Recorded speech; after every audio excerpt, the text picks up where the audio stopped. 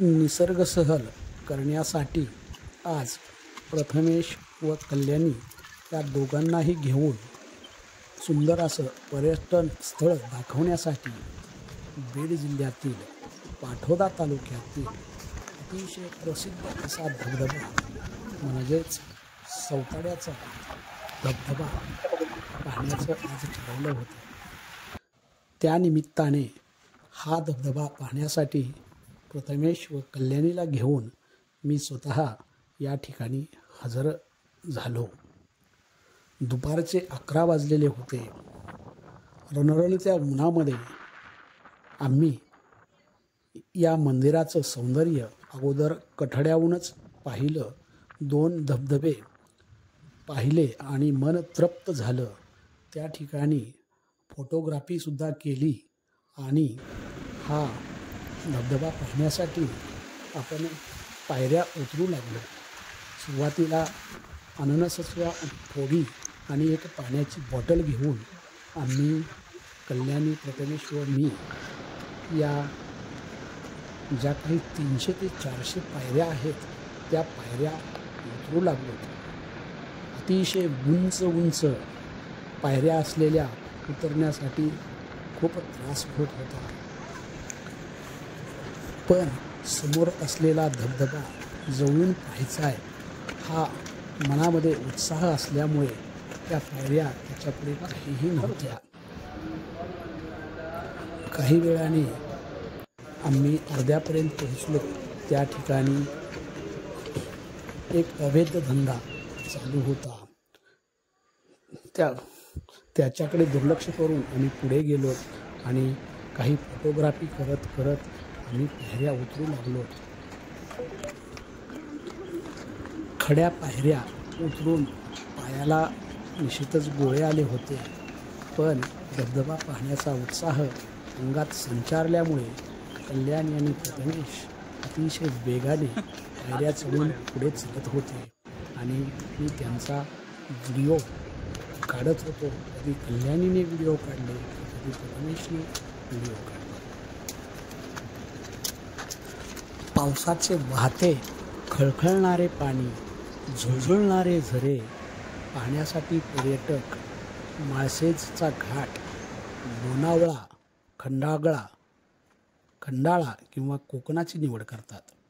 पण आपल्याच मराठवाड्यामधील या बीड जिल्ह्यामधील पाटोदा तालुक्यातील असलेला हा पाटोद्याचा म्हणजेच सौताड्याचा धबधबा एकदा पाहिला तर नक्कीच आपल्या डोळ्याचे पारणे फिटेल असं सौंदर्य या परिसराचं आहे। निश्चितच 300 ते 350 खड्या पायऱ्या उतरण्यासाठी खूपच जीव जरी कासावीस झाला तरी समोरचं सौंदर्य अतिशय सुंदर आहे। त्याच्यामुळे आपल्या अंगामध्ये थोडासुद्धा थकवा जाणवत नाही आहे।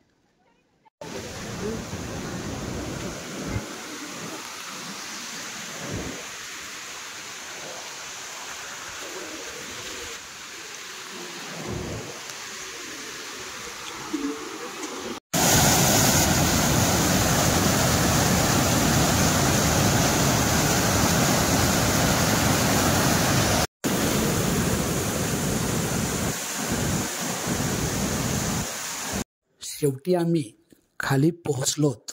मनसोक्त अशी फोटोग्राफी काढली, रामेश्वराचं दर्शन घेतलं आणि मी पुन्हा या ठिकाणी फोटो काढून जो काही मुख्य धबधबा आहे त्या धबधब्याकडे जाताना अतिशय सुंदर अशा नदीच्या किनारी दगडावर फोटो काढले आणि आम्ही मुख्य धबधब्याच्या दिशेने रवाना झालो।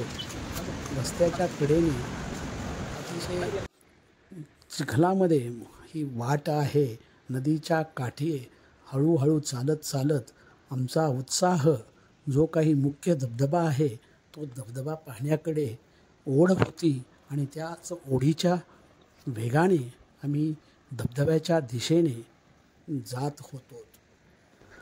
वाटेमध्ये चालत असताना अनेक पक्ष्यांचा किलबिलाट कानावर पडत होता।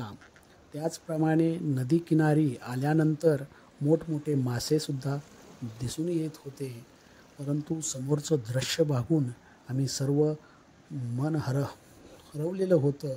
पुढे गेल्यानंतर एक अतिशय सुंदर असं फुलपाखरू आम्हाला या ठिकाणी दिसून आलं.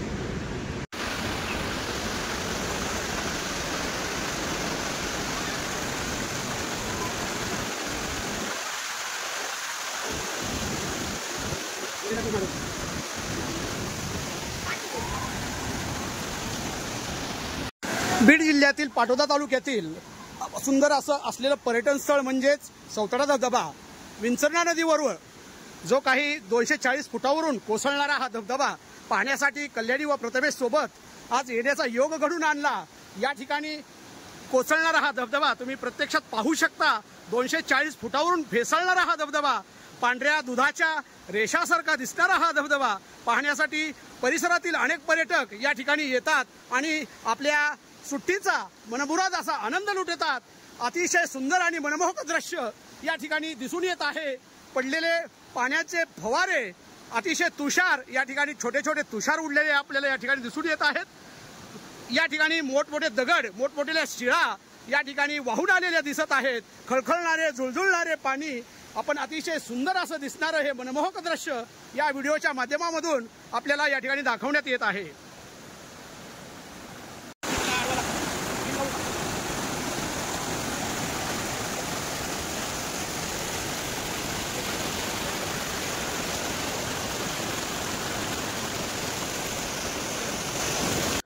सुंदर अशा ठिकाणी मनसोक्त अशी फोटोग्राफी या ठिकाणी काढण्यात आली आणि फोटोरोपी आठवणी साठवून ठेवल्या गेल्या.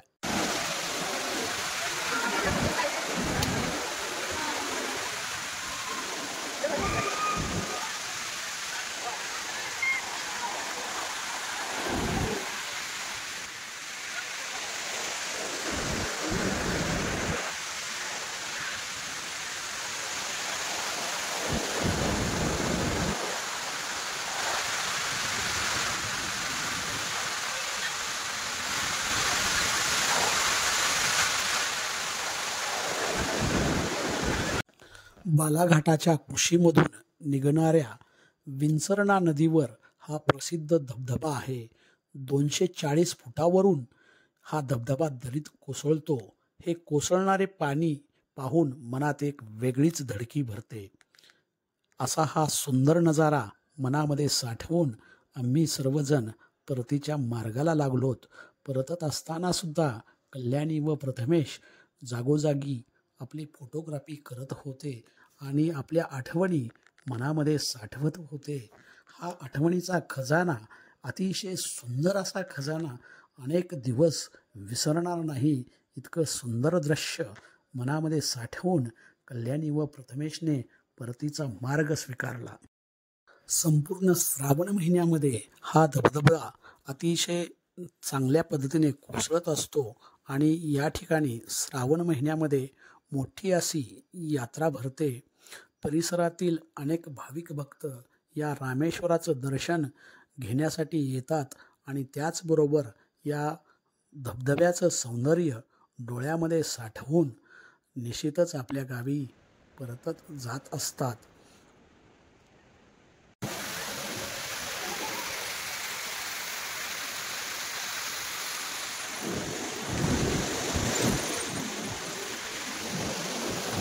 ज्या ठिकाणाहून हा धबधबा दरीत कोसळतो त्या ठिकाणी जाऊन आम्ही फोटोग्राफी काढली आणि या सहलीचा शेवट अतिशय गोड झाला.